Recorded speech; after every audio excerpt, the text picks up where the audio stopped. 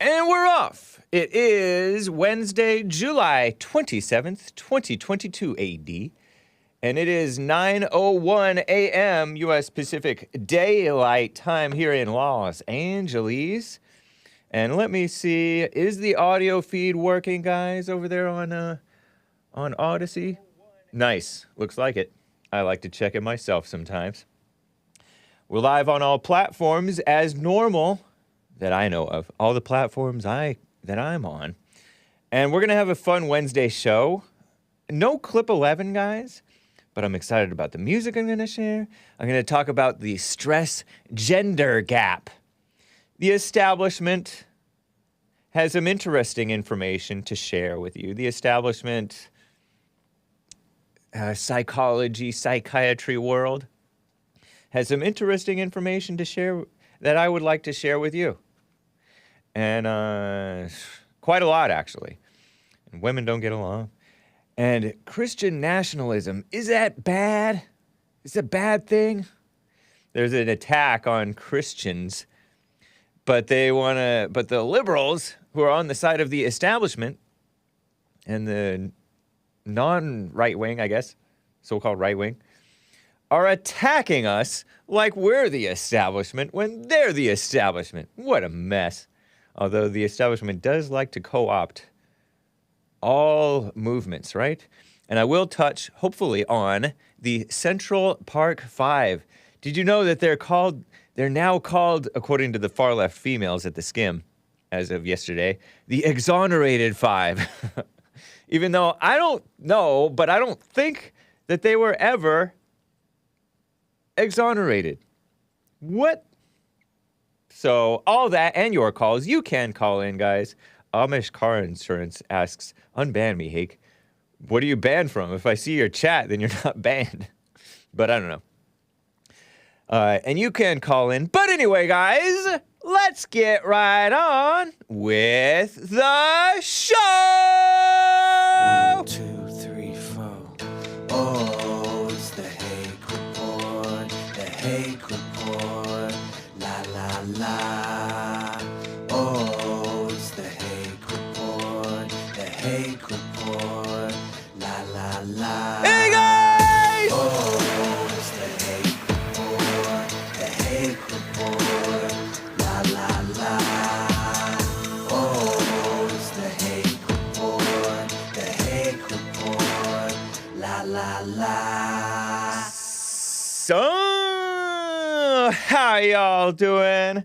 I am fine. I have one of my USS Iowa t-shirts on. I think I wore one just earlier this week, like on Monday or something, right? The big stick, the USS Iowa. It's a battleship, and this is another t-shirt. Some say, Hake, get a bench press. Somebody said that after Hake News. But anyway, it's not a Hake t-shirt, but you can find t-shirts at the Hake Report Teespring store, as well as J.C. Lee Peterson Teespring store. Different styles, right? Of course. Different styles of... Oh, no, it was on Friday that I wore the big stick t-shirt. I just wanted to double-check this past Friday. Yeah, the HakeReport.com. Get a job. Teespring.com/stores/get a job. Different from Hake. And, of course, rebuildingtheman.com/stores for JLP. And by the way, there's going to be a Bond Archive Sunday service premiere today, 4 p.m. Pacific time. Who do you want to be? And we are more than conquerors. It's going to be a good service. I think you will like it. It is Wednesday, guys. And I want to dive right into this because... Again, there's no Clip 11, guys. I know you guys complain. Get to Clip 11. But let me share with you about this stress gender gap thing. It's a long article, and I have a lot of rabbit trails, if you will. I don't even like that term, but whatever. to get to? You know what I mean. Because I have some side notes about the APA, American Psychological Association, and this Amit Sood, a medical doctor guy, professor of medicine at the Mayo Clinic, who's like in with the establishment, seems to be an approved guy, probably politically correct. Don't know much about him, but I feel like I've heard that name before. And then they have some female psychiatrists and other people who are also in on this mess. So I got this, of course, from the far left Firefox web browser's extremist curator of articles that they recommend called Pocket. The curator called Pocket, extreme left Pocket. And they write, or they share this written article from 2019, how stress hits women's brains harder and why men don't always get it. And it was originally published in prevention.com back in March 2019 by one Jenny Cook lady. And I may be using the term loosely. You know me. I throw around the word based like anything. And, interesting, an interracial relationship.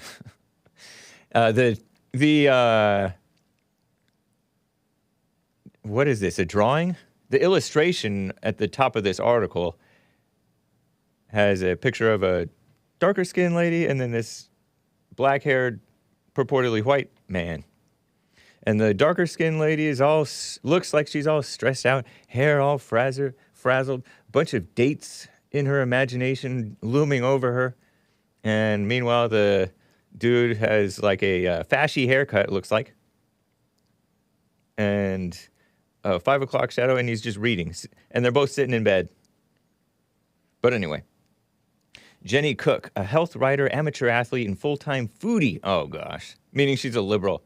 She writes all across health content, including news, nutrition, and fitness. I'm half kidding about her being a liberal, but, I mean, chances are, right? This is showing up in other articles. East News covered an abridged version of it. Pocket has the full version, I think. The gender stress gap is impacting women's health, reads the subheader. But there are effective ways to cope. She's mildly attractive, says Billy Bob. Yeah, probably. Even though you may be basically healthy, tension is doing its stealthy damage.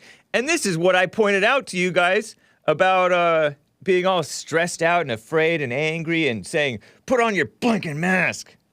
You know, these ladies who get all stressed out about the China virus? Oh, your stress about the China virus is worse, probably more damaging than the virus was itself to most of you people. Maybe. Certainly didn't help. Anyway, the latest evidence of this stealthy damage, researchers have linked high levels of the stress hormone cortisol to brain shrinkage. Yes, and women get stressed out, and that's why their brains are so small. Nice. I'm half kidding. The impaired memory, high levels of stress, hormone cortisol are linked to impaired memory in healthy middle-aged adults. And get this, the effect was more pronounced in women than in men. Interesting, huh? Though stress affects your whole body, ground zero, so-called, is your brain. How stress affects your brain. This is the article from Prevention shared by far left Pocket. Aspects of the brain's design that served us well for thousands of years. Like anybody can even know that, right? Nobody lives thousands of years. At least nobody who's in the establishment that we know of. Make us susceptible to negative emotions and mental fatigue, both of which ratchet up your stress, says this one guy, Amit Sood. Amit, A-M-I-T.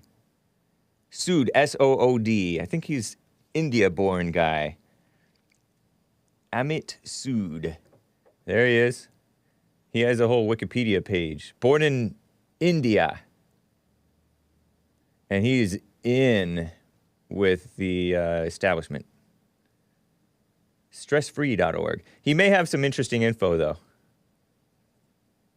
You know, they have mixed good info with bad info. And I don't know anything about this guy. I wouldn't want to call him a dishonest person, but He's a professor of medicine at the Mayo Clinic and founder of Mayo Clinic Resilience Program. He's just to show you a little bit of what this guy is, because I don't want to move on from this and miss it. So, Amit Sood guy, Global Center for Resiliency and Well-Being, global. Talks about happiness, leadership, #happiness, #leadership, #resilience. Resilience at work, #, and #stress management. From Rochester, Minnesota, United States. Husband, dad, according to far-left Twitter. I mean, he's on Twitter, right? Husband, dad, professor, retired. CEO, author, resilienceoption.com. 7,000 followers almost. Not a lot of Twitter activity, but he's all, consider, one of his recent tweets from July 8th, consider participating in this free event where some of the presenters include, and I'm going to name some of these names, one or two of them I recognize, okay? Rhonda Ross, with a R-H, Rhonda. Dr. Edith Egger, Dr. Andrew Weil? W-E-I-L. Ariana Huffington. What? He's doing a free event with Ariana Huffington? Ariana Huffington, I will have you know, I think she used to be a so-called conservative, and then she got divorced, and then she started the Huffington Post. And the Huffington Post is extreme left, anti-Christian, anti-man. So I don't know what he's doing with an event with her. I don't know. Omar Wilson, Dr. Jericho Brown, I recognize that name. I forget what it is. Allison Camerota. Huff and paint. Yeah, exactly, Nick. Allison Camerota, David Kessler, Dr. Helen Hunt, Dr. Kristen Nuff, and many others. So he's also privileged to present the keynote resilient option, the need of the hour, to the National Institute of Health, which is a government organization that some of these liberals, like Fauci, I think, is part of that or something like that.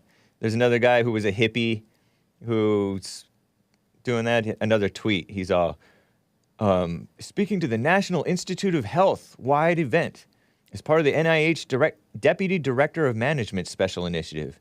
Huh. Also, let's see.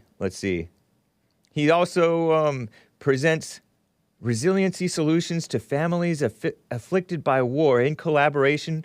He's working with UC Berkeley, UCLA, far left, enemies of America universities, by the way. Un-American, anti-American. UC San Francisco, UC Irvine, UCI. Those are extreme left. So I don't know what this guy is coming from. So there you go. Anyway, let me go on with this article. Though our brains have evolved over time, the speed of life today is the main stressor, much faster than our brain's ability to adapt. This Amit Sood guy says, MD. He's a medical doctor, supposedly. That means we often end up with too little time, too few resources to address what life throws at us each day, adds to a diminishing sense of control over our lives. You know how women like to control. Perceived lack of control has been shown to be a huge source of stress. In his book, Mindfulness Redesigned for the 21st Century, Dr. Amit Sood describes a number of traps that frequently ensnare our brains, and he talks about focus problems, fear, fatigue, and then they talk about why stress hits women harder than men. In an annual survey by the far-left globo-homo American Psychological Association, APA, they're the ones who came up with the DSM, by the way. And look at the American Psychological Association website, apa.whatever. This is their front page, apa.org. It has, let's see, American Psychological Association. Look at their top, little headline things at the American Psychological Association, apa.org. For psychologists of color, self-care is much more important. What the heck? Self-care is much more than that. Well, whatever they're talking about. Psychologists of color. Down further, they have the third article. The facts about abortion and mental health. Scientific research from around the world shows having an abortion is not linked to mental health issues. That's a lie. It's a lie. But restricting access is something, something, something. So they're a pro-abortion organization talking about psychology. Women suffering from guilt like crazy after they kill their babies. And they turn crazy evil. They sear their consciences. Liars. And you know what else? The first article down the lower left, climate change intensifies. Psychologists are learning how to bolster the health of humans and the environment as the planet warms. They're scaremongering, and the kids are going crazy. These people are not honest. They're the globo-homo types. Far left globo-homo, globalist homogeneity, right? Pushing their religion, false religion, on society, and then they come up with things to address the symptoms. And by the way, more on the American Psychological Association. This is a little side note to this bigger article. The article actually brings up interesting points, but this is a side note. The APA, American Psychological Association, positions on homosexuality per Wikipedia, far left Wikipedia. In 1975, the APA issued a supporting statement that homosexuality is not a mental disorder. Prior to that, it was. Consider that. Prior to that, everybody knew. But there was all kinds of stuff against it, and it was, I heard, a political decision. If you read the book Making Gay Okay, as in these people manipulated people's minds, made them rationalize evil, rationalize delusion, rationalize perversion as being okay. He's a Catholic writer, Making Gay Okay book. Robert R. Riley, Catholic guy. He was interviewed by JLP some years back when I was producer of the JLP show. The cover of the book, at least in the more recent editions, has the rainbow colors lit up White House that Obama did. He was the first one to do that. His administration. Sleazy Obama. The fake Christian guy. Secular atheist, Muslim sympathizer type guy. Not a Christian. That's Obama. And they go against conversion therapy. They have a position on so-called same-sex marriage, the APA, American so-called Psychological Association.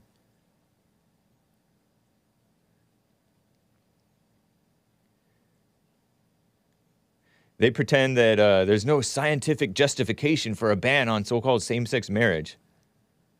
So much for science, huh? Science says, duh, man and woman. That's the only way that you can have actual sex and actual kids. But that's the evil APA for you. So let me go on to what they're talking about, though, regarding this stress hitting women harder than men. In an annual survey by the far-left globo-homo American Psychological Association, women have repeatedly reported higher levels of tension than men. Sometimes even more stress-related physical and emotional symptoms: headache, upset stomach, fatigue, irritability, sadness. What's more, midlife women have been found to experience more stressful events than both men and women of any other age. So says an ongoing study by University of Wisconsin-Madison's Institute on Aging. Stress overload may even lead to chronic disease, long-term pressures at home and work. Stress from traumatic events almost doubles the risk of type 2 diabetes in older women, per a study from UC San Francisco. Women are more prone to stress-induced mental health problems such as depression and anxiety disorders. And we want them voting? And we want them running the show? We want sick Hillary? We don't. Here's the why of it, reads this article. A triple whammy makes women uniquely vulnerable to strain and pressure, says this Dr. Amit Sood guy, who's in with the establishment government and the establishment psychologists, bunch of phonies, right? But he has some interesting points, maybe. First, women's brains make them more sensitive to men than men to stressors and perceived lack of control. Interesting. Huh. The limbic area of women's brains helps control. And this is, to me, this is like, what came first? What's causing what? But I don't know. The limbic areas of women's brains helps control emotions and memories are highly active, making them remember hurts and slights more readily. Stewing over these and having difficulty letting them go strengthens the brain circuits of those negative emotions. Another example of negativity bias at work, which also increases women's stress. So they're mulling on this stuff, resenting it, feeling it over and over again, going over it in their minds. Shameful. In addition, the multiple demands of parenting and being in charge of the well-being of the household means that women's focus tends to be more diffuse. An unfocused brain is another source of stress. A mom's protective radar is always up for her kids too, which makes her sense a threat more quickly. She should be sensing herself, because she's the biggest threat to the kids. Kinda. Maybe not nowadays. Which makes her sense a threat more quickly, and she's more likely than her husband to get stuck and dwell on it, says Dr. Sood. What men don't always get. New studies are looking how the genders process stress at the moment and coming up with reasons for the disconnect. And they're not coming up with reasons for the disconnect, they're just observing the disconnect, really. Recently, using fMRI to measure brain activity, researchers at Yale University School of Medicine found that while imagining a personalized, highly stressful event, the action and planning-oriented parts of men's brains were actively engaged, while women's brains were busy visualizing and also cognitively and emotionally processing the experience. Visualizing, that means they're in their imagination. In the second part of the study, when men and women were experiencing intense anxiety, brain regions that were active in women were inactive in men. This suggests that women tend to get caught up in processing their stress, turning it over and over in their minds and reimagining it. You know how JLP says, stay out of your imagination? Stay out of the imagination. It's Satan. They're listening to Satan. And this is what Rajita Sinha, a PhD, says. And I have a picture of her from her, she's at Yale School of Medicine, psychology woman. Rajita Sinha. Professor of psychiatry, That's the kind that gives you drugs, right, for your brain. And professor in the Child Study Center of Keep her away from children. No, I don't know. But she's at Yale. Is she a light in a dark place? Is she a Christian? Is she a sensible woman? Let's listen to her speak. I think this is what she says. Yeah. Women cope by talking about being anxious and describing their emotions and stressors, she says. This could put them at risk for ruminating about the issues. Men seem not to access that cognitive processing part of their brains and are more likely to quickly think about doing something, taking an action, as opposed to expressing their distress verbally. It's just the difference in the way we're wired, she says. I don't know if that's true, but it's interesting, huh? About the wiring thing, maybe. That might explain why women tend to provide emotional support to someone who is stressed, whereas men might offer advice or something tangible like money or physical help. Ironically, what both genders want, supposedly, according to another female, is emotional support when they're tense. So says this other female, Jennifer Priem, P-R-I-E-M, PhD, Associate Professor of Communication at Wake Forest University. So men and women who are stressed out prefer to get support from women. I don't know if that's true. Show this Jennifer Priem lady. And she has like 2 different colors of hairstyles, by the way. I almost didn't recognize her. I'm like, are those the same people? There's her LinkedIn and then her Twitter profile. She's a she/her on LinkedIn, but I don't know if that's her fault. Because her Twitter doesn't say she/her. Not that she's real active on Twitter either. COVID-19 vaccine. # I got the shot. That's Jennifer S. Priem. relational communication expert turned infectious disease researcher at Core Atrium. Penn State alum. Charlotte, North Carolina. She seems nice. Bridging the gender gap. So she's claiming that both men and women want women's support for their stress. I don't know about that. If they do, that's not a good idea. Doesn't seem like a good idea. Doesn't JLP say don't talk to women about your problems? And I think I trust JLP's advice on that more than I trust this lady's description of how men and women both supposedly feel. Although I do remember as a young man, I would go to my mom. I went to my mom. You go to your mom? Oh, that's interesting. What a mess. But later I'm like, my older brother goes to my dad. I should start going to my dad for advice and all that stuff. Bridging the gender stress gap. Preem, this Jennifer Preem lady, PhD, has found that problems arise between couples when each person has a different perception of what's stressful. When people are really tense, their partners, oh gosh, liberal word, partner, that's a homosexual word, aren't necessarily motivated to offer the support. They think, if I were in this situation, I wouldn't consider it a big deal.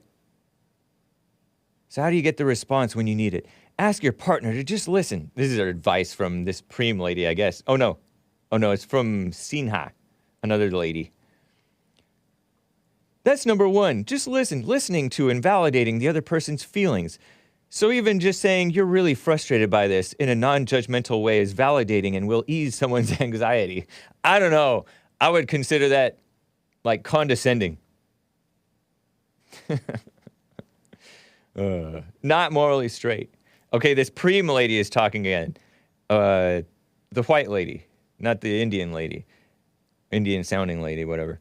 Explain that you feel defensive when he dismisses your experience. It's funny. They're assuming that the woman is feeling dismissed by the man. When a partner, meaning a man, downplays the significance of something, the person who's stressed, the woman, may hold on to it more if they feel they have to convince the other person it's true and that they have a right to feel that way, says this Preem lady. You might say, I'm really upset right now and I feel frustrated when it seems you're making light of my feelings.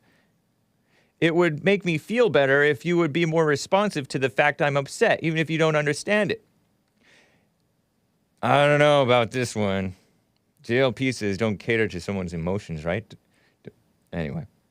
Treat yourself with compassion. Women tend to be more self-critical.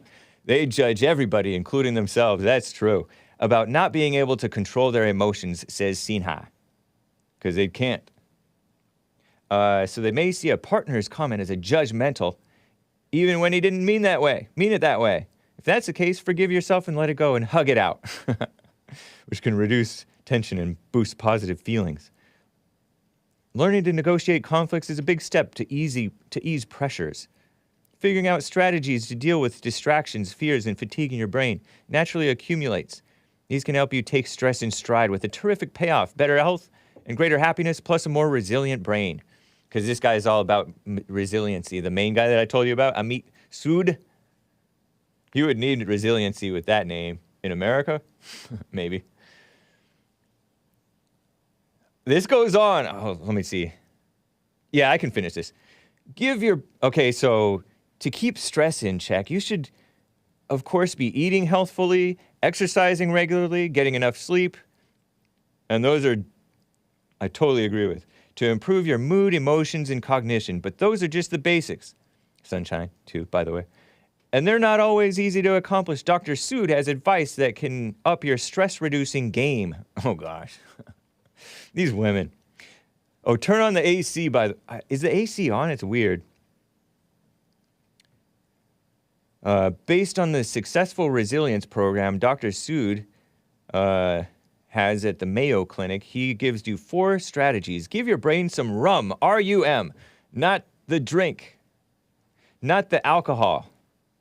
That stands for rest. U for uplifting emotions, M for motivation, R for rest. Rest, uplifting emotions, motivation. Uh-oh. You need all three to help energize your brain and head off fatigue. When you're engaged in a task, take 3 to 5 minutes every couple of hours or sooner if you start getting fidgety, and pause for rum. Get up from your computer, stop what you're doing, look at photos of your kids or your favorite vacation spot, read inspiring quotes. This is like woman advice. Text or call a friend or watch a happy short video. Choose an activity that makes you feel good and is motivating. Somebody says, I wonder if Hake has an inner monologue. I don't know what that means, man. No. Call me and ask me about that if you want. Anyway, begin a morning gratitude practice, this Dr. Sood guy says. Is he aimed at women? Take control of your brain before it gets hijacked by the day's concerns and greet the morning in a happier, more connected frame of mind. When you first wake up, before you get out of bed, spend a few minutes thinking of some people who care about you and silently send them your gratitude. Yikes. Another reason it's a good idea. A recent study found anticipating a stressful day when you first wake up affects your working memory that day later. Even if nothing stressful actually happens. Working memory is what helps you learn things and retain them even when you're distracted. Interesting, huh? Be mindfully present. Meditation is a great stress reliever, but not everyone can sit still, looking inward for 20 plus minutes. Good news for the fidgety. Research has shown that, this is interesting, focusing your attention outward engages the same brain network, so you can get similar stress-easing benefits by consciously giving the world your attention. How to? Challenge yourself to be curious and notice details. The color of the barista's eyes at the coffee shop. This is pointed towards women, right? The pattern of your boss's necktie. Which flowers are blooming in your neighborhood? Curiosity feeds the brain's reward network and makes you feel good. It also augments memory and learning. I think how it helps is it makes you present. Focus on kindness. Even the nicest among us are quick to judge others, especially if they're different from us. Says this woman. Psh. To calm the amygdala, whatever that is, the region of the brain that interprets difference as a threat, focus on 2 things when you're feeling judgy about someone. Judgy, oh gosh. That every person is special and everyone has struggles. Start a practice of sending silent good wishes to people you pass on the street. Your oxytocin, the hormone of connectedness, rises. Your heart slows. You feel more benevolent, all of which makes you healthier and happier, they say. This is the, that's the advice from Pocket and prevention.com or whatever that was. What a mess. Some of it was good, though. Some of it was good, and it was interesting how, like, their brain is all focused on going over and over in their imaginations about stuff and wanting to feel validated. But we already knew this. Does that explain why? Or is that just explaining what's going on physically when what's going on is spiritual? The spirit affects the body.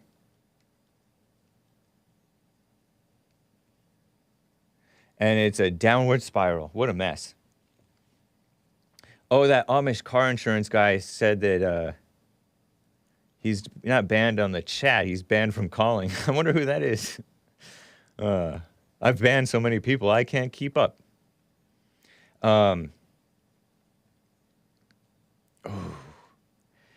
There was, before I get to,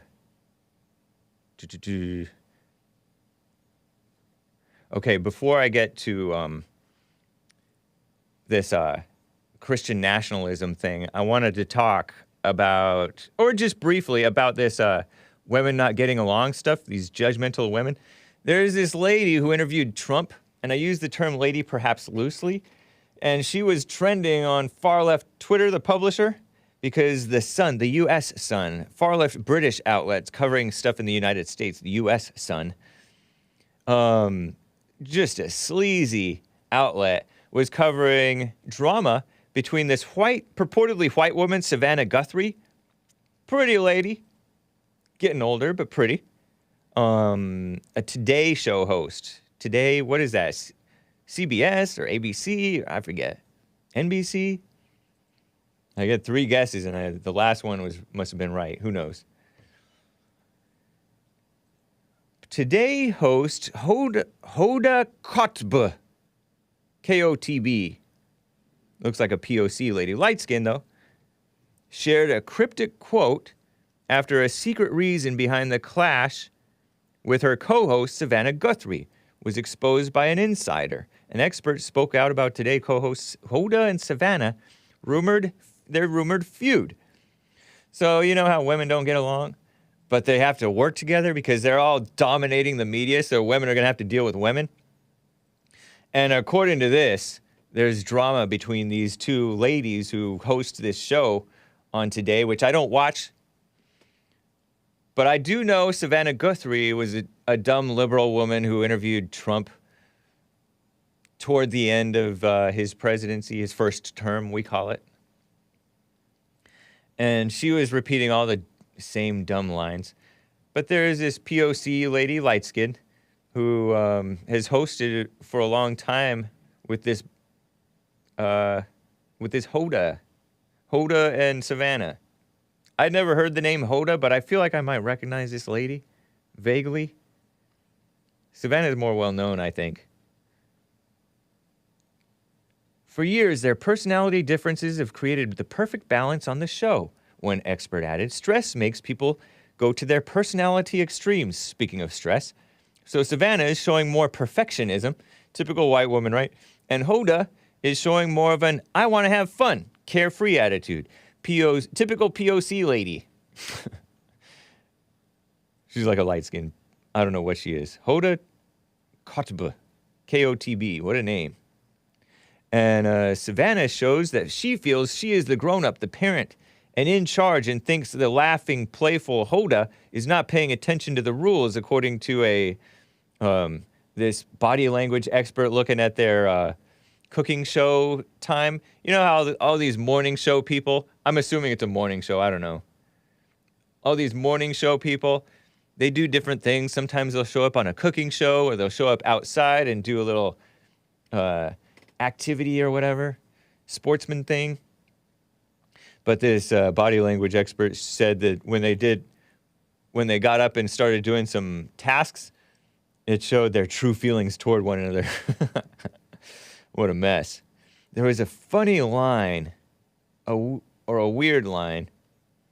Hoda has shared Savannah's embarrassing secret in an awkward moment on live TV, according to The Sun. And I don't know what thing it was, but Savannah went silent on social media after viewers demanded she be fired for snapping at the POC lady, Hoda, during a heated segment.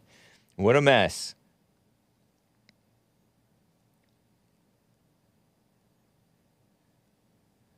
So people are predicting that one or the other is going to get fired.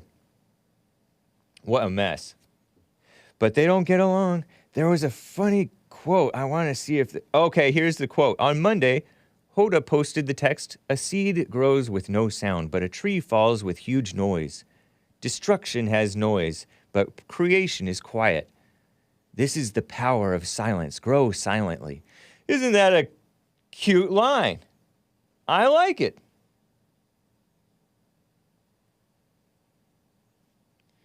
What a nice line.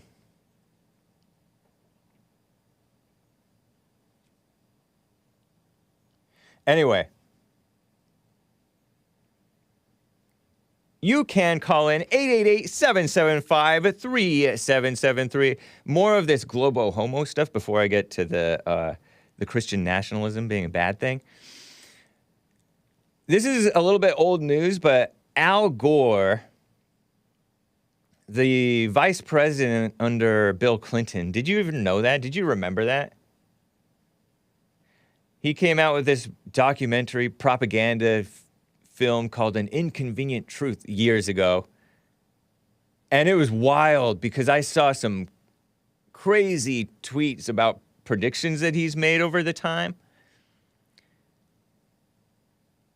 He likened climate change procrastination fixing it to the Uvalde police. You know how the establishment is going after the Uvalde police? And some of you guys are too. And maybe there's legitimate criticisms of the Uvalde police over in that May mass murder by Salvador Ramos, whatever that kid's name was, young adult male, who shot up the kids. And all the people went emotional, including that guy who pretended like he's from Uvalde, even though he didn't really grow up in Uvalde, I hear. That actor with the Hispanic wife. Al Gore says, don't procrastinate. Be afraid now. Be anxious. Be impatient. Remember I played you that clip of Obama talking on Now This with those ladies? Oh, don't be impatient on things that are big and important. Don't be patient. Be impatient. Be impatient after Georgia, Florida dies. Because so many black men are getting shot by police and whites. It's not true. This Al Gore guy said climate deniers are like the Uvalde police officers who people are claiming let kids die. And if you don't do anything on the climate now, you're leaving your kids to a messed up world. What a mess. Al Gore. An inconvenient truth. There was a funny thing that I saw. Let me see if I can find it. Ooh. Ooh, where was this? Oh my gosh. I have so many different Twitter accounts that I don't know if I can find it. Ooh, okay. All right. You want to bear with me while I have to get this. Hold on. Maybe it's James Anton Hake. I'm on the Hake Report Twitter. I'm on James Anton Hake Twitter. I'm on Racist Producer, as in Jesse Lee Peterson's Racist Producer, because I was once his Racist Producer. And here it is. I think I know where it is. It's Racist Producer. Because this... Let's see if they're... Okay, here it is. Richard W. Byers, Byers. And he's showing all these predictions. After based Brit Hume posted a tweet, he tweeted, making fun of the phony Democrat, demon rat people who are like demanding Senator Chuck Schumer do something because this summer, which is all hot, is going to be the coldest summer for the rest of our lives. Stupid. Brit Hume says, it must be exciting to be young and ignorant enough not to have realized that the alarmist nonsense you've been fed is just that, nonsense. And so this Richard Byers guy says, 1967, dire famine forecast by 1975. Didn't happen. 1969 prediction, everyone will disappear in a cloud of blue steam by 1989. Didn't happen. 1970, ice age by 2000. Didn't happen. 1970, America will be subject to water rationing by 1974 and food rationing by 1980. Didn't happen. 1971, new ice age coming by 2020 or 2030. Hasn't happened. 1972, new ice age by 2070. That's a long ways off. 1974, space satellites show new ice age coming fast. Another ice age? Ozone depletion, a great peril to life. Data and graph they share. 1976, scientific consensus, planet cooling, famines imminent. 1980, acid rain kills lake life. 1978, no end in sight, 30-year cooling trend. 1988, regional droughts that never happened in the 1990s. 1988, 1988, temperatures in D.C. will hit record highs. 1988, Maldive Islands will be, is it Maldive? Is that how you pronounce it? Will be underwater by 2018. They're not. 1989, rising sea levels will obliterate nations if nothing is done by 2000. Didn't happen. New York City's West Side Highway underwater by 2019. It's not. 2000, children won't know what snow is. 2002, famine in 10 years if we don't give up eating fish, meat, and dairy. 2004, Britain will be Siberia by 2024. Not likely. 2008, Arctic will be ice-free by 2018. And here is the Al Gore guy. 2008, climate genius Al Gore predicts ice-free Arctic by 2013. 2009, climate genius Prince Charles says we have 96 months to save the world. 96 months. How many years? 8 years or something like that?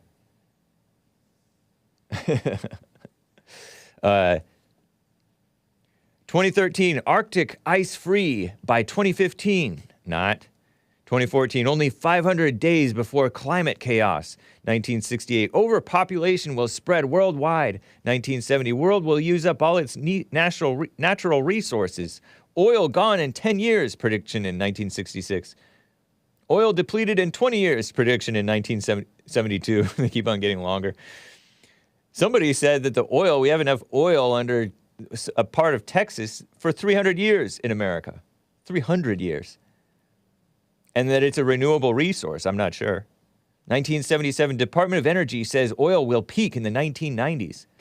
Goes on and on and on and on and on.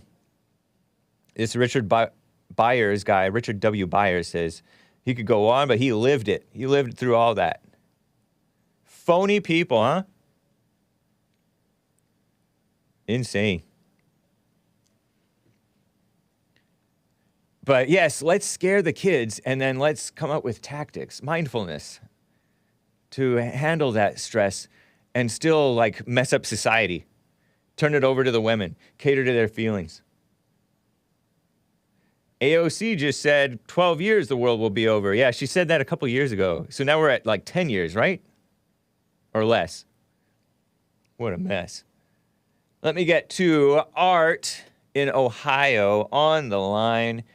Art, how are you doing? Hey, I'm all right. How you doing, Hake? Doing fine, man. And I just want to tell the chat, hey, you guys, this feel free to call in. It's only Hake. Yeah, somebody's unbanned me, but I don't know who it is. I never banned any person. Unbanned you. I never banned any caller who called in as I forget what he said that he was. Amish car insurance? You have to tell me what your name is. Anyway. Crazy, huh?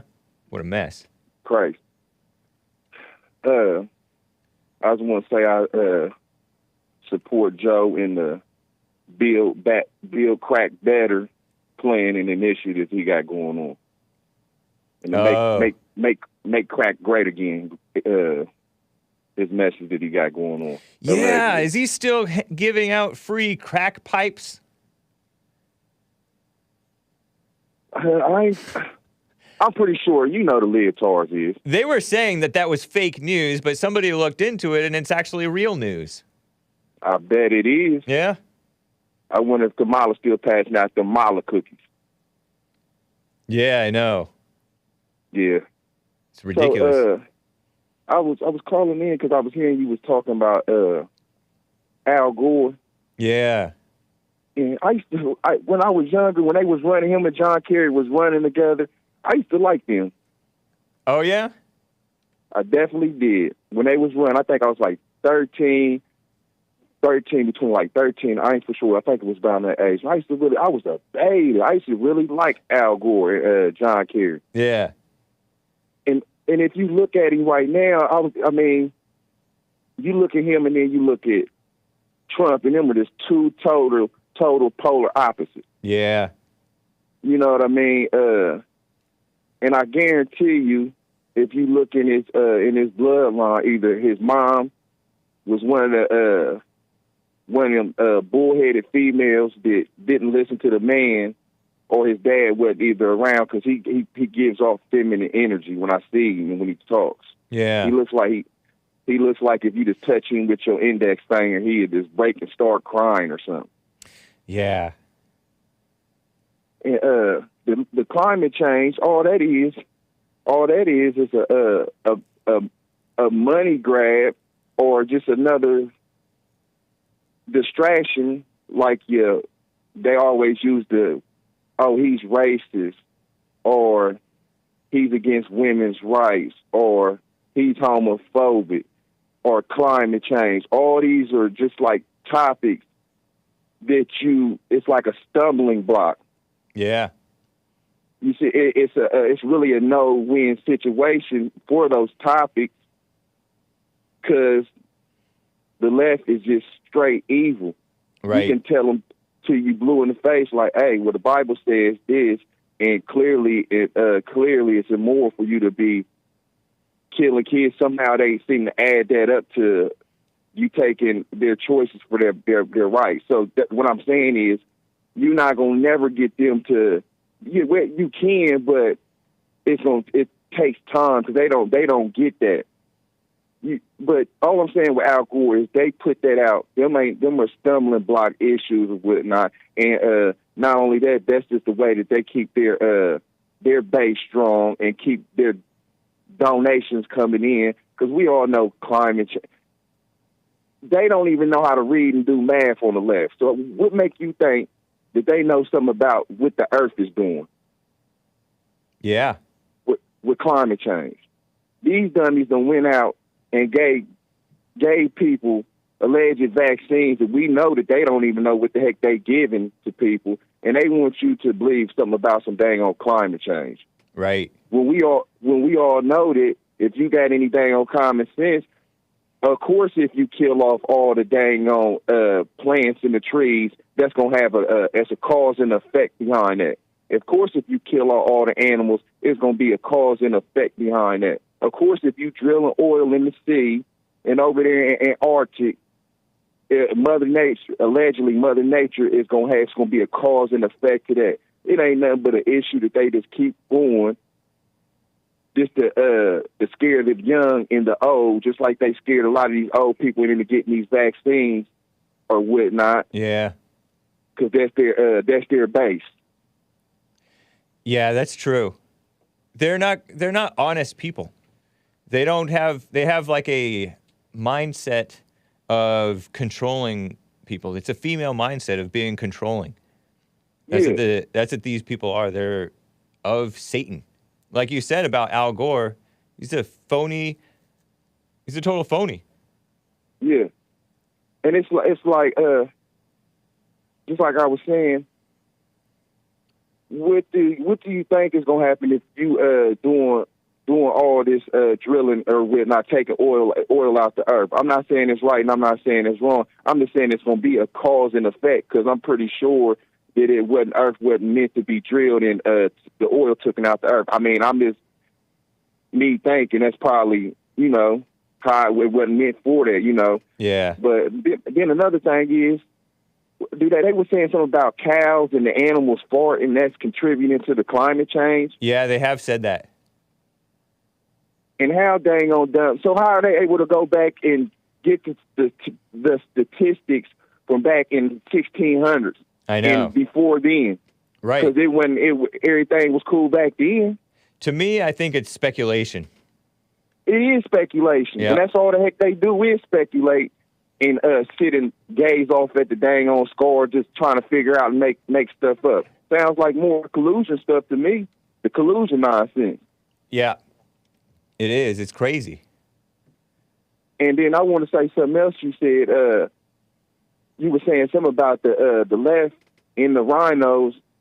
They ain't doing nothing but getting their demographic hyped up, and it's triggering. That's what's called triggering these MK Ultra kids and these Ritalin kids to go out here and go shoot up these schools, right? And be out here doing a lot of the stuff that it's like it's something that they doing and putting subliminally in the TVs and probably on these channels, like these YouTube, that's triggering them to like it's like a switch that's setting them off. Yeah. To where it's making them go out and do these mass shootings. They're inspiring copycat crimes, and they pretend they hold their hand behind their back after they throw the rock and instigate these things. They lick their chops when this stuff happens because they want to use it to push to control the decent people, to take away our guns, our rights to carry capable guns, and pretend to blame us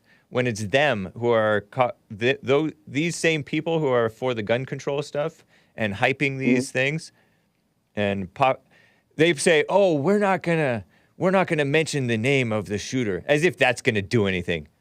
Stupid. They're pretending, "Oh, we're not making him famous, therefore we're not encouraging this." You are encouraging it. You're pushing hopelessness and anger and broken families, attacking fathers and Christians and gun owners who could protect people, and you're driving people insane and pushing fear and China virus shutdowns. I heard that the China virus shutdown is part of what alienated this guy, and it was like maybe the straw that broke the camel's back because his life was already messed up from a messed up family. Yeah. Yeah, so all the stuff that they're pushing for is what's causing more of these symptoms to exacerbate. So phony. And then they claim that we want, you might need to go get some counseling, or you might have mental problems. Y'all cause the mental problems. Y'all don't mess around and shut everything down. A lot of these kids already was going through tough stuff already in society. You don't lock them up. You don't kept them secluded. And I mean, it's other little stuff you don't did to the older people and stuff, and it's causing them to have a mental breakdown. Let alone even if you look at a cause and effect.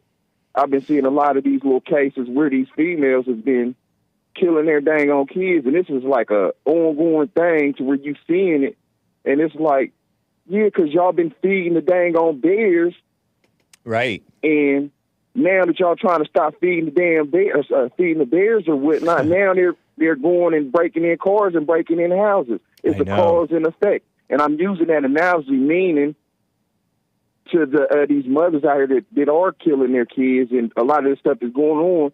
You giving them no way out, and I'm not saying that they're right at all. Right, the females is wrong, but you putting them in these situations, mentally breaking them in these situations where you weren't even supposed to be giving them money from the first place. Right. Now that you're trying to strip it away from them, you mentally breaking them down. Same way you doing these kids or whatnot, just going out here doing these shootings. They know what they doing, and we know what they doing too. It's just how long are we gonna sit back? The alphas and the real men gonna sit back and let this stuff keep going on. Yeah, it's a mess. Go ahead, I'll catch you later. Appreciate it, Art. Good to hear from you. Hey, and tell everybody we still rolling with Trump. Indeed we are. Thanks, man. Happy White History Month to you. Happy White History Month to my main man, Hake. Nice. Take care. Hake it till we make it. Indeed. Thank you, Art. A great call. Matt Living the Dream says, vote hard, vote often. Yeah, voting is not the sole solution. You have to fix yourself from within. Then you can be a light rather than spreading darkness like these females and female-minded liberal males and rhinos and wannabe conservatives keep on doing. Quick super chat before we get to the music break. I know you guys love Xiu Xiu, but you're going to have to wait for a super chat or two, guys. This is from Light of the Twin Lamps on streamlabs.com/The Hake Report. My college professor asked the class to explain the benefits of immigration. Should I challenge the very premise of the question at the cost of my grade, or look out for my own interests and dishonestly answer as if I agree that immigration is good? And he doesn't leave a question mark at it, but he's This is his question. Very interesting question, man. Just explain the benefits of immigration. There are some benefits. It's not like there's no benefits of immigration. Some benefits of immigration. In the good old days, we had some immigration. White men of good character, or whites of good character. White people, right? Not just men. So there's some benefits. I'm sure you can rack your brain and answer honestly, but just like a limited answer, man. If you want to say there's a lot of drawbacks, you can, but that's not what he asked for. He asked for the benefits. So I recommend simply answering the question. If you even need to be at college. Light of the twin lamps. What benefits would I list? I'll say there is one thing that there is some truth to. There are some of the immigrants who, although they are not honest people, they're kind of shysters on the whole. They take advantage of the opportunities that some of us who were born and raised in this society and kind of more spoiled don't seem to see. So that can be a shaming factor on some of us to realize, hey, we could be go-getters too and make life happen. I know of some women, or one in particular, a woman whom I have heard about, who's not an immigrant. She's a American Indian and something else, and encountered a illness and realized, hey, I better make it so that I am not dependent on the government or anybody else amidst my illness, and just made it happen. A businessman, a solid female businessman. And even in Proverbs, by the way, this is getting into the woman thing. And that's not even an immigrant, but that's the type of mindset that some of these immigrants, they're go-getters. Some of them are not. They're like, oh, we're going to look like we're working because, Mexicans work hard. When they look like they're working hard, but they're not always working hard or right or smart.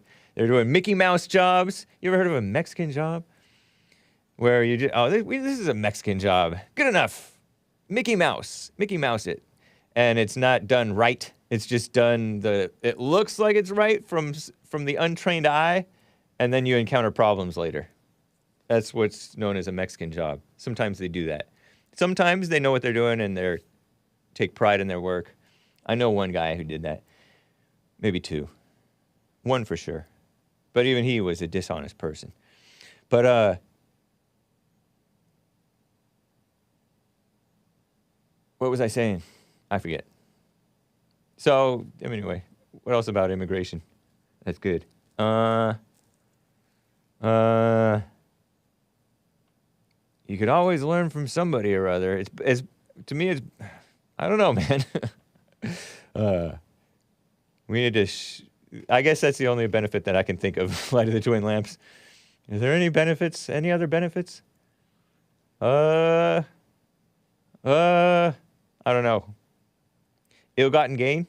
That's not really a benefit. Oh, man. I'm sorry, and I lost track of what my point was. Must not have been important, huh? Here's another super chat from Based America First over there on streamlabs.com/The Hake Report. Just like the liberals, overly wordy pocket article could simply have said, do the silent prayer. Yeah, I know, huh? Do the silent prayer.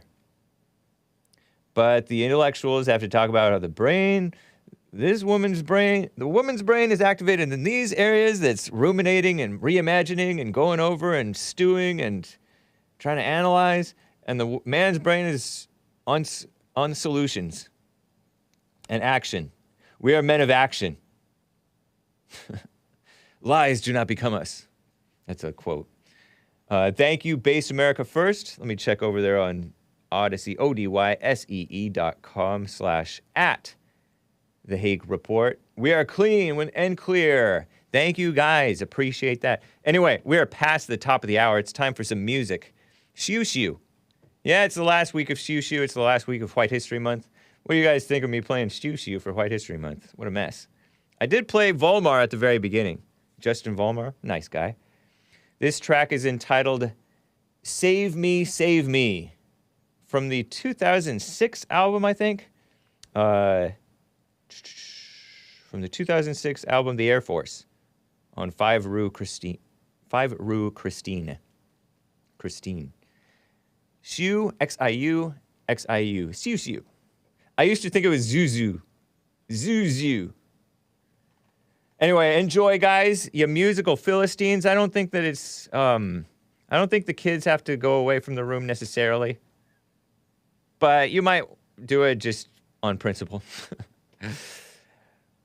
But hang tight, you musical Philistines, and I'll be right back for hour 2, gonna cover Christian nationalism, bad. Liberal globo-homo, good. And I will also cover the Central Park 5, reiterate some facts or some truth that is not covered by the mainstream, or it's suppressed and hidden. And they make it vague. They shroud the truth in a bunch of propaganda. Hang tight, here's Xiu Xiu. Save me, save me.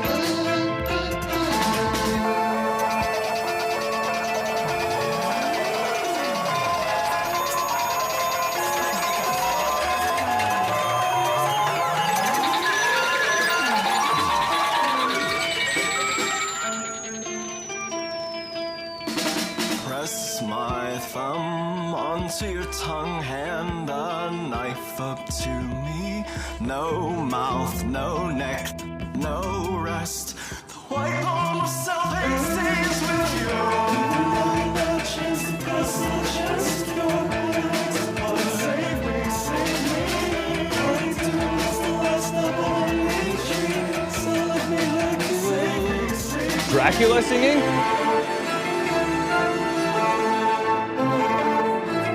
So good. My poor ears.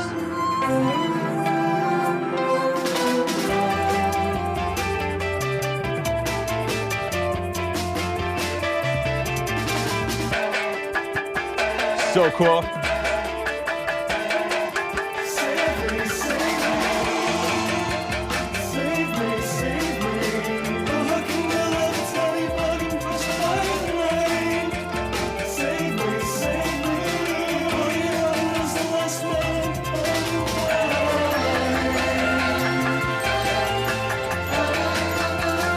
So good. Or no.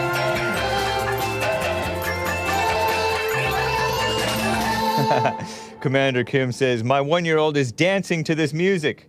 We may have to put her up for adoption. Isn't it so nice? I like it. What in the heck is this? By the way, we were showing the beautiful sky. This is a fun song, says Repro Beta Mindset. Xiu Xiu sounds like blank blank. I don't know. I went and watched them. Make it stop, Hake. Yeah, I saw them at the Echo over here, I think. Was it the Echo? Back in like 05, 06 or something like that. Before I had heard of Bond, I think. If I remember right. Very, very earnest. Passionate. Somebody else did something interesting, I think. Hake, please reconsider playing Xiu Xiu and okay, some Holly Drift instead, says the real Mr. Mad. And by the way, the chat was talking about, with the Amidst Arts call, and us talking about the climate hysteria. Trailer Park Brett quotes the line, "Never let a crisis go to waste," and he attributes it to Crooked Hillary. And Lisa over there on Facebook, our resident health expert, states, "Never let a good crisis go to waste," right? Rolling their eyes. Yeah. And I remember that, I remember hearing my boss at the time during the Obama administration, one of his guys, chief of staff, who later became, like he left the administration and became the mayor, corrupt mayor of Chicago, Rahm Emanuel, nice American name, not, I think he said, "Never let a crisis go to waste." And that kind of haunted him for a while. And other people have said that. Exploit it. Exploit the crises and drum them up so that you can swoop in with your power and false solutions. Sneaky Snake Jim says, Stefan Molyneux went through this list also last week. Stefan Molyneux, who has appeared on The Fallen State, I think, and he's had Jesse Lee Peterson on a number of times. Banned on YouTube, so people have just kind of forgotten about him. Banned on Twitter. Just unpersoned, as they say. As they said in 1984, I was watching a video by fellow JLP fan Mark Dice, who said how they unpersoned my competitor, Alex Jones. But you can't keep a good man down. Can you? You know, the establishment social media and establishment so-called big tech, Apple CEO, not morally straight guy, Tim Cook, was bragging about, "Oh, you have no place on our podcast, Apple Podcasts, or iTunes," whatever it was called at the time. Talking about Alex Jones, who was like a decent pro-American Christian man, by and large, halfway decent at least, as most men are. Maybe on the higher end of the well above average, you know? It's crazy. Congrats, Commander Kim. Your 1-year-old has very good taste in music. Don't put her up for adoption. Let me cover this. I've been wanting to get to this for a few days now. Christian nationalism. You ever heard of it? They say, and I think that it may be true, that the guy who did AFPAC, at which Jesse Lee Peterson spoke earlier this year, I believe, another competitor, Nick J. Fuentes, I think he's even perhaps described himself as a Christian nationalist. On those Groypers, shout out to the Groypers. Well, I came across this December 2020 thread by one Nate Fischer on Twitter, far left publisher Twitter, but this guy is the founder and investor. He's building new founding organization, a venture organization founded to revitalize America. And so this guy is from Dallas, Texas, and he put out a Twitter thread back in December of 2020, so more than a year and a half ago. Christian nationalism, quote unquote, he says, he writes, is the boogeyman du jour, boogeyman of the day, to a certain class of so-called evangelical influencer, he says. He writes, evangelical influencer. There's a bunch of liberal Christians. I think that's what he's referring to. Influencer meaning a big people on social media. Though their stated complaints center on recent election-related matters, these critics intentionally frame the real issues as this supposedly sinister concept. This Nate Fischer writes, the definition is typically left vague, but some evangelical influencers seem to associate Christian nationalism with almost any suggestion that Christians should defend America's national interest and seek to see political decisions informed by Christian concepts of truth and justice. Interesting. Yeah. So these critics decry this as a quest for Christian power, but are less clear what alternative they prefer to Christian power. What, secular power? Unchristian power? What are you talking about?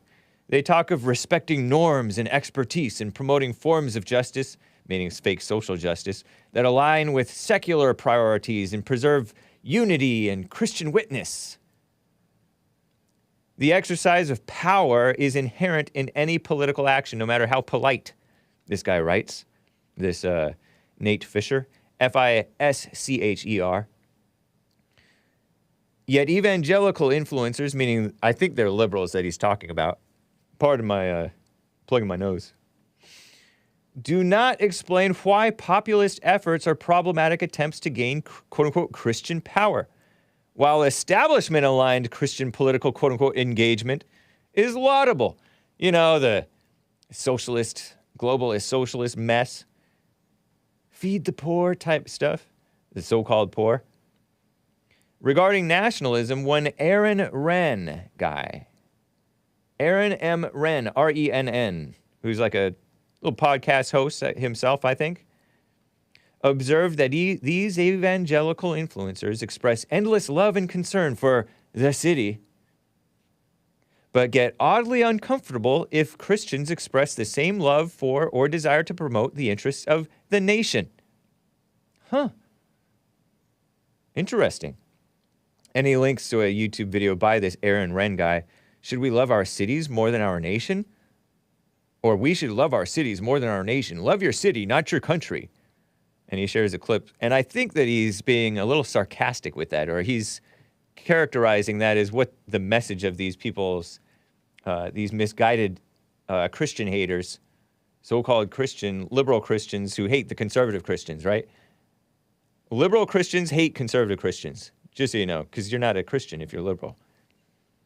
And a lot of so-called conservatives are not Christians either. Why is there a push to love our cities more than our nation? We identify with our cities and we're pushed into it. Broadly, these evangelical influencers seem to lack a clear conception of the Christian nationalism that they decry. And why, besides aligning with cultural elites, which they do, they are the establishment. Or they're with the aligned with the establishment. Their advocacy for quote-unquote justice, social justice, and the city, meaning the blacks and the, the urban types, the liberals, differs from the support of Christian values and America's interests.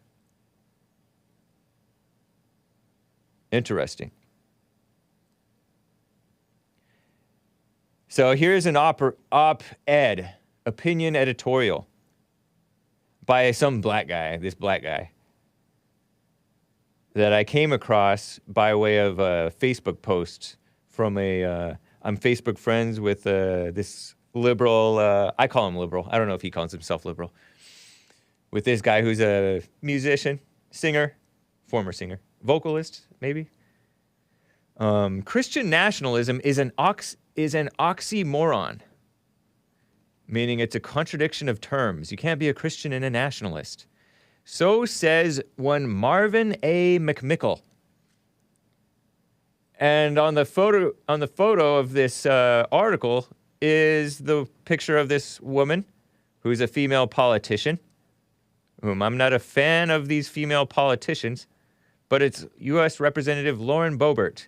She's the one who first went viral in my mind. I became aware of her when she was trying to concealed carry a gun to Congress because she was elected out of Colorado.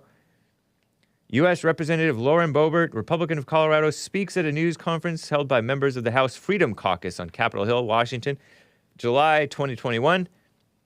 Boebert recently derided the concept of church-state separation as junk, speaking at a Colorado church 2 days before the state's June 28th primaries.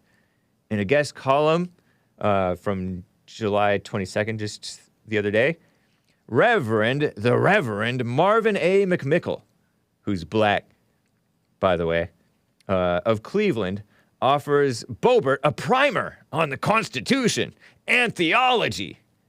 Here's the guy. And explains why the phrase Christian nationalism is a contradiction in terms. Let me give you a hint. He doesn't explain why that is. Because it's not. The Reverend, this guy, the Reverend, he's light-skinned black, a little bit light-skinned, at least according to this picture. Reverend Marvin A. McMickle is a pastor emeritus of Antioch Baptist Church in Cleveland, Ohio, retired president of Colgate Rochester Crozer Divinity School in Rochester, New York. So he's a liberal. Typical. So here's his article. Let me read portions of it, a bunch of it, most of it. U.S. Representative Lauren Boebert, a female politician, Colorado Republican. I call her a rhino. I don't trust her as much as I like the Queen, Marjorie Greene. Nor do I really trust her totally, but I do appreciate her speaking at AFPAC. That was cool. And standing up for the January 6th mostly peaceful Capitol protesters, right? Lauren Boebert recently gave voice to this movement, Christian nationalism, when she asserted that the church, this is a quote from Lauren Boebert, purportedly, the church is supposed to direct the government. The government is not supposed to direct the church. Good point, lady. Very logical for a woman, right? Adding in her June 26 comments at a church 2 days before Colorado's primary elections, quote, I'm tired of this separation of church and state junk, unquote. Tired of this separation of church and state junk. Yeah, because the atheists who hate Christians and want to oppress the Christians and pretend that so-called same-sex marriage is real, the so-called right to kill the babies is real. Boebert is a queen too, Hake, says Trailer Park Bread. Okay, fine. By the way, she's young. She's like 35 or 30, something like that, I think.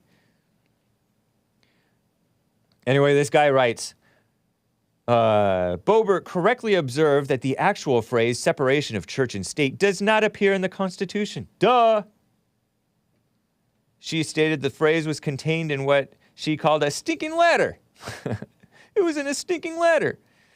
What she was referring to was the 1802 letter sent to a group of Baptists in Danbury, Connecticut, by then-President Thomas Jefferson, in which he spoke of Americans' determination in adopting the Bill of Rights in 1791 to build a wall of separation between church and state. And that's not enough context for me to know what he was talking about, right? But what the congresswoman, and he calls her a congresswoman, but we all know that she's a female congressman. There's no such thing as a congresswoman. Either did not know or failed to consider, according to this liberal black fake reverend. I'm presuming to call him a fake, is how the First Amendment to the Constitution, part of the Bill of Rights, enshrines the concept of separation of church and state in two specific ways. And so he goes on, and I'll read this to you, but consider that this has nothing to do with what she's talking about, I don't think. First is the phrase, Congress shall make no law respecting the establishment of religion. And this guy claims that that means that, unlike many of the countries in Europe at the time, there would be no favored or preferred religion, denomination, or church in the United States. I say, no, it does not mean that. It means there's no law favoring that. But the culture favors Christianity, Protestant Christianity. Excuse me, Christianity. I'm cracked because I'm growing. It was founded by men who were basically believed there was a God or were Christians. Normal Christians, not Catholics. Shout out to the Catholics, though.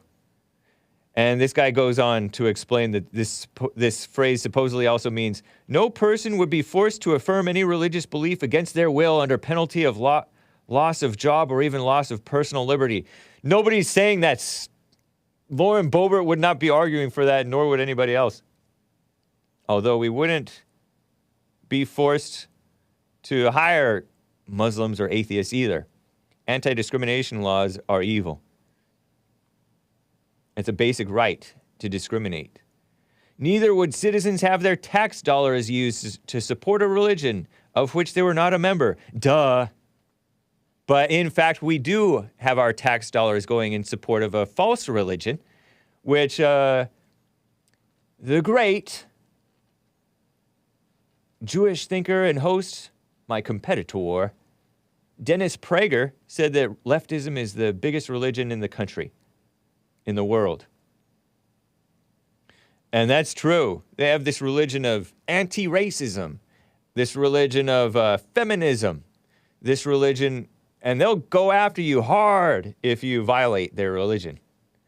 This religion of don't say the N-word if you're not full-blown black. And even then, if you're Don Lemon, you might get in trouble still. This religion of climate alarmism. Be afraid. Which troll do you want me to block?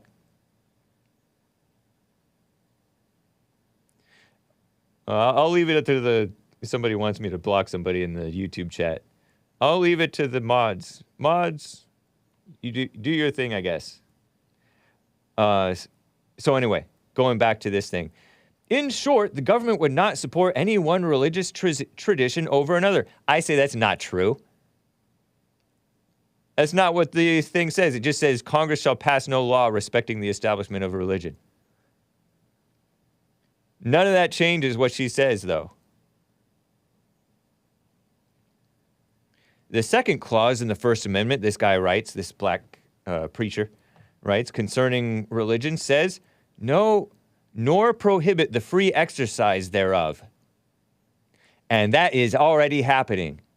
They're outlawing Christianity in different ways. And de facto, they're already doing it.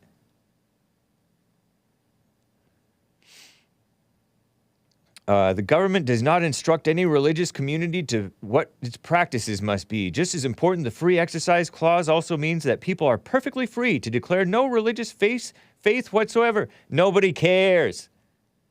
Not Nick Fuentes, not Lauren Boebert, not who, I don't know what she cares about.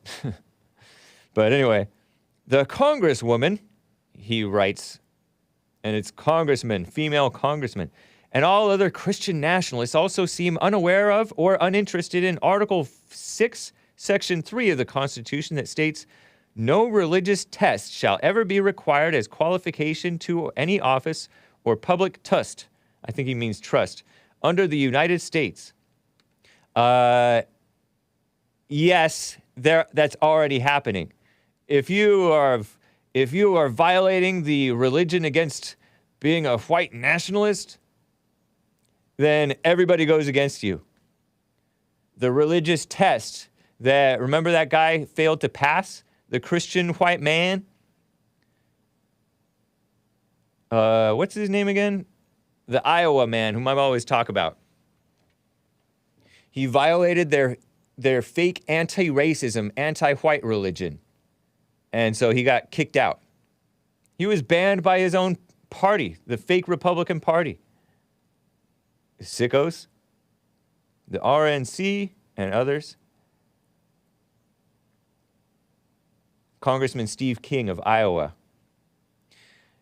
Christian nationalists hold quite a different view. They insist that their religious beliefs must inform public policy, for the entire country on everything from immigration to abortion rights, no such thing, human sexuality, foreign policy, gun ownership, and every matter that has been long sheltered by the right to privacy. What? There is no right to privacy. This man doesn't make any sense. What's he talking about? Sounds like a typical black liberal, though, black preacher. So then he goes on to make this conclusion, specious conclusion. Not only is Christian nationalism a bad political philosophy, how? Because you believe in abortion rights and immigration invasion into the country? You believe in something about foreign policy or gun ownership or something?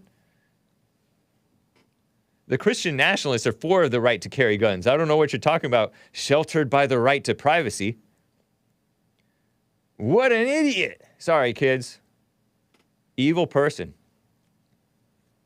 Anyway, he says, not only is it a bad political philosophy, he didn't demonstrate how. He just strawmanned and just pretended like he was knocking down their points, but he didn't even bring up any of their points. Typical dummy. But it is also faulty Christian theology asserting that God has some special bond with the United States. Huh? It doesn't necessarily assert that. But if it did, prove them wrong.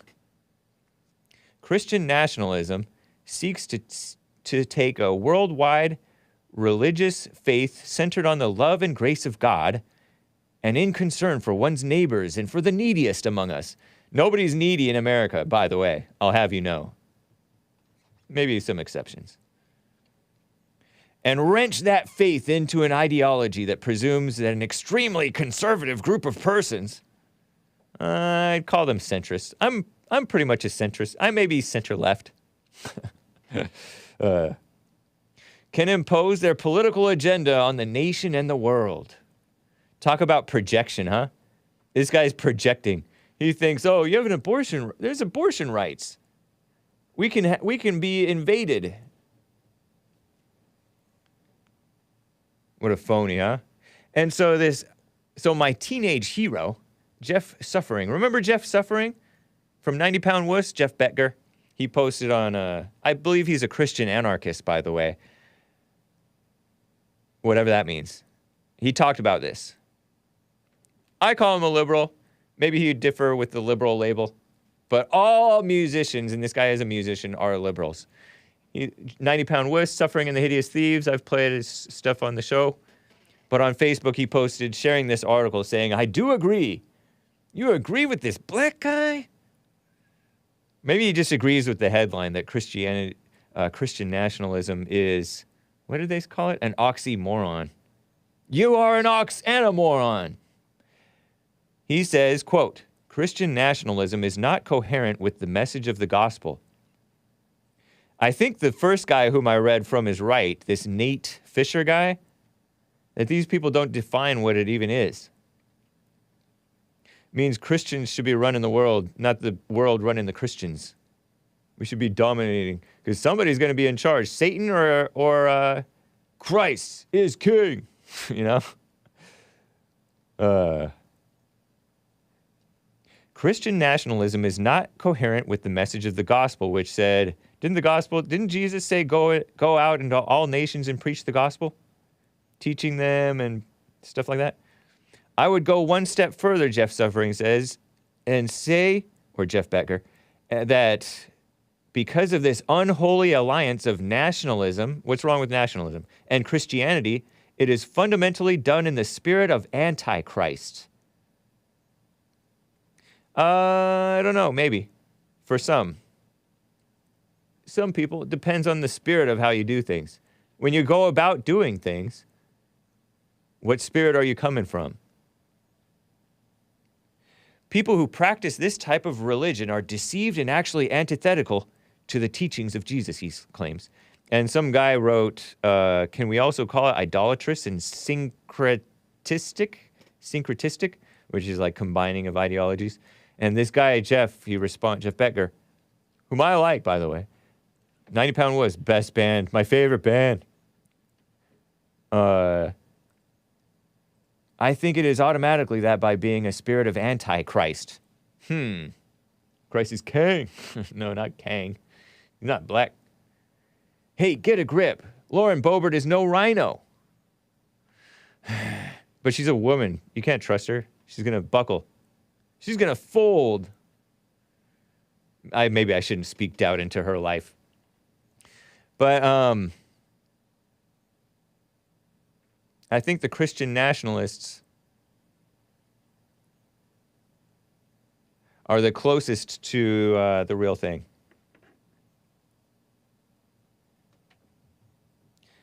Big Bump says, McMickle is a MC, capital M-I-C-K-L-E, McMickle. This is that black reverend who you just saw. Is a professor of African American religious studies, which means I hate Christian white men, he says. Yeah, that's true.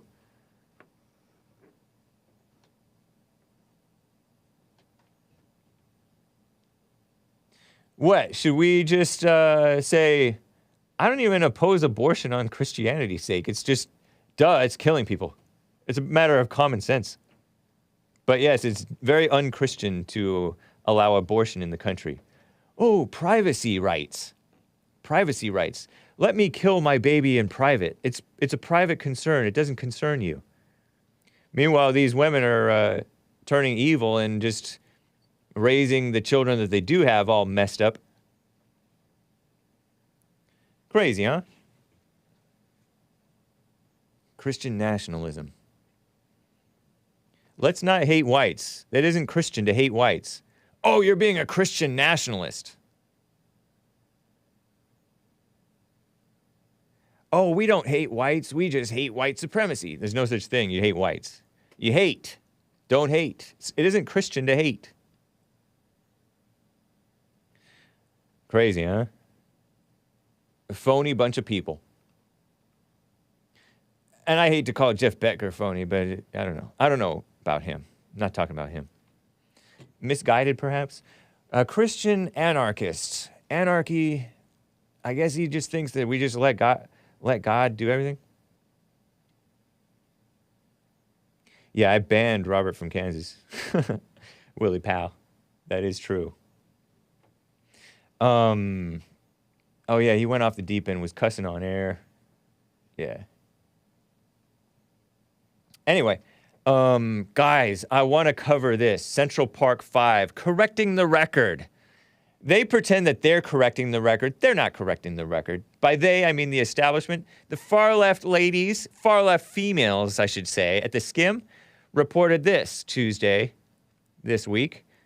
Who's seeing the record corrected? Stephen Lopez. And I have this other headline, this extra headline. It's new. Yesterday, Monday, a co-defendant of the Central Park 5, now called the exonerated 5, and I don't know who calls them that. This is the first I'm hearing that. I don't think that they were ever exonerated, but Stephen Lopez was cleared of a related conviction. Stephen Lopez, with a V, not PH, is considered the forgotten sixth co-defendant of the group of Black and Latino teens, who were convicted of raping a jogger, not Ahmaud Arbery, but a white female jogger. I think she was white.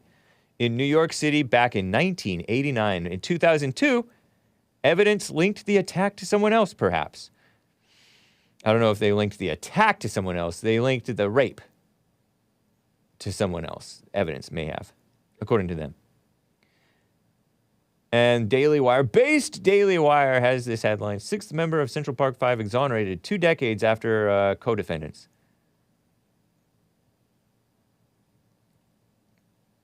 In 2002, evidence linked the attack to someone else. Collectively, the 5 men served close to 45 years between them, right? One served 13, one served 2, one served something. Before their convictions were overturned. I don't know that their convictions were overturned. Their convictions may have been vacated in a politically motivated thing. I don't think the Central Park 5 were innocent. Perhaps innocent of the rape, maybe? I don't know, though. They certainly admitted they were guilty. There's no proof that the cops forced you know how they claim, oh, cops forced us to, what is that thing? Confess? Forced confession. There's no evidence of that. Even though the When They See Us fake documentary, the Netflix series, what is it, Netflix series came out? This Lopez guy, Stephen Lopez, pleaded guilty to robbing another jogger in order to avoid a rape charge and served more than 3 years in prison before being released way back in the 1990s. His lawyer called what happened to Lopez a profound injustice and an American tragedy. Lopez only had 2 words, according to the ladies at the scam: thank you. Whatever. So, were they exonerated? No. I've covered this before. I covered this, I think, back in 2019. Maybe more further back than that. Partly because of that, but also leading up, I think it was before they, there's this New York Slimes article, said the Central Park Five, we were just baby boys. We were just baby boys. Didn't these guys beat somebody with a pipe? They were convicted of beating somebody with a pipe in a prior incident. We were just baby boys. Let's see. What else did this thing say? The men whose, and they use the term loosely, whose story will be brought to life in Netflix's When They See Us, us being black and brown. When the whites see us, they see rapists. And here's a picture of some of these people. Discuss their mini-series with their on-screen counterparts, because there's black and brown actors, young guys who are playing like they're them. They're playing like they're them. Anton McRae, I'm looking at it. Anton McRae is at the Anton McRae. Antron McRae, whatever. Kevin Richardson, Raymond Santana. Ray Santana is the third guy. He's short, black. He's kind of fat, black shirt. Anton McRae is at the Antron McRae, whatever. He's in the blue jacket in the top left. Tall guy is Kevin Richardson, light-skinned guy. And then the dark black guy, second from right, is Yusuf Salam. And the guy all the way on the right with the colorful champion. That says champion, I just realized. Nice sweatshirt. That's Corey Wise. And then the front is Marquise Rodriguez, I guess. Oh, no. No, not in the front. Front right. Marquise Rodriguez, Jarrell Jerome, Ethan Harris, Asante Black, 2 Ks, and Khalil Harris. That's clockwise, right? The actors are in the front. And this is an article by Aisha Harris, a black affirmative action writer for New York Times, I think. These guys are in their 40s, late 40s now. Mid to late 40s. Anyway, When They See Us, a fake documentary pretending the police were coercing, beating a fake confession out of them. Indeed. Oh yeah, by the way, gossips get blocked. Mr. Pacemaker says, Hake blocked me on Twitter for asking a question. Congrats, you're blocked on YouTube too now. Probably not an innocent question. Gossips get blocked. I'm lightening up on this stuff, but yeah. Congrats, buddy. Here it is. Based Daily Wire. Correcting the record. October 9th, 2016. Aaron Bandler. 7 things you need to know about the Central Park jogger case. I don't think we need to know anything about this case, because we all know that they put out propaganda falsely characterizing black and brown as victims when more commonly they are perpetrators. Notwithstanding that sometimes some people get some things wrong, right?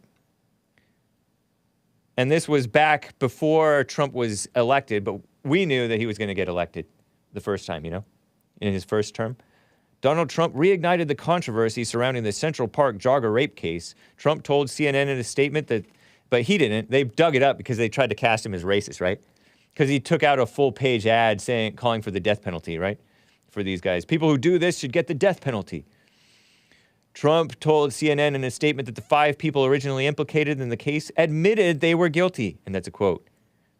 The police doing the original investigation say they were guilty, Trump said. The fact that the case was settled with so much evidence against them is outrageous, and the woman so badly injured will never be the same.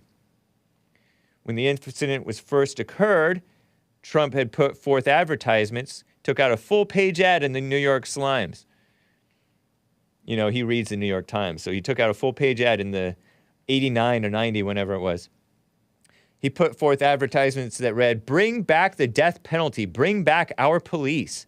Nice, huh? And he was a liberal at this point. He was a Democrat, very pro-abortion, but he knew right and wrong here. He called for the 5 men thought to be assailants to face the death penalty. Young men. They were just baby boys, according to a quote in the New York Times. I don't know who said that. Here are 7 things you need to know about the Central Park jogger case. 1, the incident occurred on the night of April 19th, 1989. A woman identified later as Trisha Meili, M-E-I-L-I, jogging in Central Park when she suffered a horrifically brutal assault and rape. Described by the Florida Times-Union, she lost 80% of her blood during an attack and rape so brutal that doctors did not expect her to live more than a few hours. However, she did.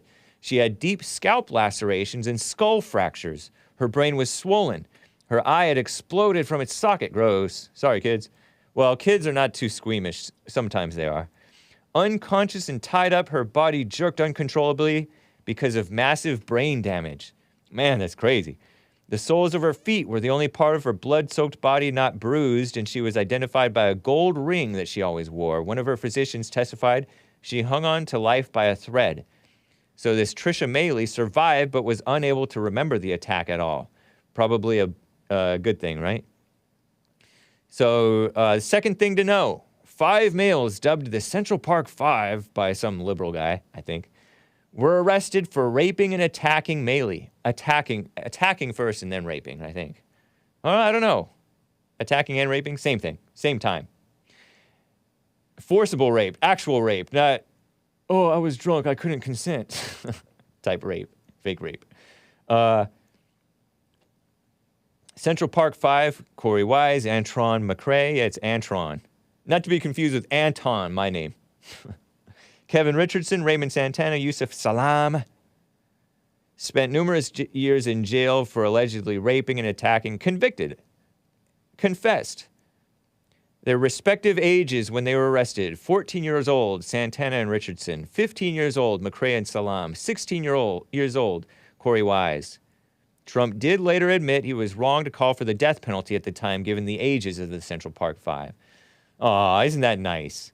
However, everything about the case changed in 2002, 1989 to 2002, when the following happened. Number 3 thing to know. A male, Hispanic guy, I think he's Hispanic, confessed to raping and attacking Meili. Matthias Reyes, Kings, who had been incarcerated for committing a slew of heinous crimes that included a murder and multiple rapes that involved Reyes gouging out the eyes of his victims, came forward with a confession because he supposedly found religion and felt Corey Wise's pain when they met in jail. Many seem to think that Matthias Reyes only gave the confession to gain attention and to be rewarded with a transfer and special privileges in prison. By the way, 13 years, that's after the statute of limitations. Convenient, huh? Traces of Reyes' fluids, I'm censoring it, they use an S word. It's a legitimate word, but yeah, fluid, were found on Meili's sock from the night of the attack, and this resulted in the charges being vacated against the Central Park 5 since there was no DNA evidence, supposedly, connecting them to the crime. The Central Park 5, this is the 4th thing, sued the city of New York after the charges were dropped, and they ended up winning a $41 million settlement. That doesn't mean anything. That does not mean anything. Winning a settlement against a city, and you're black or Hispanic, and a criminal, convicted criminal, doesn't mean anything. Because look at Mike Brown, look at Breonna Taylor, look at maybe even Trayvon Martin and all that stuff. All of those, so the families of those crooks or bad hombres and whatever that lady is, whatever you call them. I forget the Spanish word for it. Doesn't matter. They got all kinds of money, millions of dollars. Doesn't mean they justify. That's not justice. Okay. So, fifth thing to know. Ken Burns' documentary called The Central Park Five was released in 2012. This predates the When They See Us propaganda from 2019. And I think the When They See Us one was made by that woman who's like in cahoots with Oprah, maybe. She came out with this Selma movie about MLK. It was cringy. Anyway, the Central Park Five was released in 2012, blaming the convictions of the five males on racism and income inequality, which is patently absurd, according to this writer for Daily Wire, Aaron Bandler. And he goes on, the Central Park Five are all black and Hispanic, which of course opened the door for leftists to resort to their usual shrieks of racism. Yeah, whites are getting victimized by whites, and blacks and Hispanics are getting victimized by blacks and Hispanics disproportionately. But no, you're just racist for pointing it out. As James Bowman wrote in American Spectator back at the time of 2012, even if you believe the Central Park Five did not commit this crime, this rape, their convictions had nothing to do with race or wealth and was more likely due to media hysteria surrounding the case at the time that encouraged the convictions to occur. Yeah, interesting, huh? After recovering from the attack, this is a sixth thing, Trisha Maley now shares her experience of healing as a motivational speaker. She's in Jacksonville, Florida, gives speeches, probably a liberal, who knows? A lot of times they become liberals. You know, women are liberals. Shares her recovery as a means to provide hope to others dealing with their own struggles. Wrote a book, I Am the Central Park Jogger, a story of hope and possibility. She's won awards, Survivor Activist Award from Florida Council Against Sexual Violence. What a mess, huh? Anyway, the seventh thing to know, which they don't really tell you, this guy doesn't really tell you, but this is in this Daily Wire article. So are the Central Park Five truly exonerated from the attack, or are they actually guilty, as Trump insists? Jack Kerwick pointed out in a 2014 column at Townhall that they had given statements that basically admitted they attacked Maley. Antron McCray, we charged her. We got her on the ground. Everybody started hitting her and stuff. She was on the ground. Everybody stomping and everything. Then I grabbed one arm. Some other kid grabbed one arm. We grabbed her legs and stuff. Blah, blah, blah. Took turns. Blah, blah, blah. Kevin Richardson, Raymond had her arms. Santana. Steve Lopez had her legs. Antron McCray on top. Raymond Santana, he was smacking her. He was saying, shut up, B-word. Just smacking her. I was grabbing the lady's parts. Corey Wise, this was my first rape. The Central Park Five later claimed these confessions were coerced, but there is no evidence that any of the confessions were coerced. Crazy, huh? Kerwick pointed out. There was other evidence implicating the five, multiple videotaped confessions, the presence of semen, blood, and hair on all of the suspects, a scratch on Kevin Richardson's neck that in the company of his father he admitted he received from Maley. And several witness accounts confirmed the police that the vermin who Ken Barnes would later make into martyrs were as guilty as sin itself of initiating and facilitating an attack against Trisha Maley that nearly cost the poor woman her life. They were never actually exonerated, according to this Michael Armstrong guy at the Wall Street Journal. There were no retrials given to the Central Park Five. They had served their sentences. They had also been convicted of assaulting other people in Central Park prior to that jogger, one of which was a man beaten into unconsciousness with a pipe. These same guys. Wilding. There was a problem of wilding in Central Park. Reyes himself, this Matthias Reyes guy who claimed that, oh, it was me, I did it all by myself. Beat her from head to toe, except the soles of her feet. He has never been interrogated to determine if his confession was completely accurate because Robert Morgenthau, the district attorney of New York, stonewalled the police from interrogating him. So they're just taking his word for it. Granted, they did find some of his DNA, his fluids. Gross. The panel's report, there was a panel report to Police Commissioner Kelly in 2003, suggested it was probable the defendants participated only in a preliminary hit-and-run attack on the jogger, similar to the other assaults which they had been convicted of. If that theory is correct, it seems clear they're just baby boys. Yeah, I know. It seems clear they served excessive prison sentences because others convicted of similar crimes don't serve that long, necessarily. The theory is they did attack her, and then later this Matthias Reyes went and raped her. Who knows? Trump may have a point.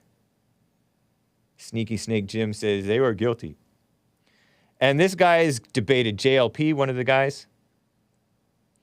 But, yeah, it's a whole lot of phoniness, right? A whole lot of phoniness. They were just baby boys. Anyway, man, I'm glad I was able to finish that. Other articles that were referenced, Townhall, Jack Kerwick, lies surrounding the Central Park jogger case. And based Wall Street Journal, I usually call it Rhino Outlet, Michael F. Armstrong, persistent myths in the Central Park jogger case. Time for a reality check as New York City prepares to award the defendants $40 million. What a mess. And they're propped up in supporting Black Lives Matter. They don't support anything good. They don't support truth. And you can see in the Bond Archive Sunday service clips, JLP debates against one of these guys, Ray Santana, alongside Piers Morgan. Give me a break. There's no evidence that Trayvon Martin was a thug, said Piers Morgan, foreigner, trying to tell us to give up our guns. Anyway, guys, this has been the Hake Report. I hope you enjoyed it. TheHakeReport.com. We will have a Bond Archive Sunday service premiere, 4 p.m. today. Who do you want to be? And we are more than conquerors. So check that out. I will see you tomorrow, hopefully. Bible Thumper Thursday on the Jesse Lee Peterson Show. Very cool. Thank you, guys, and take care. Adios.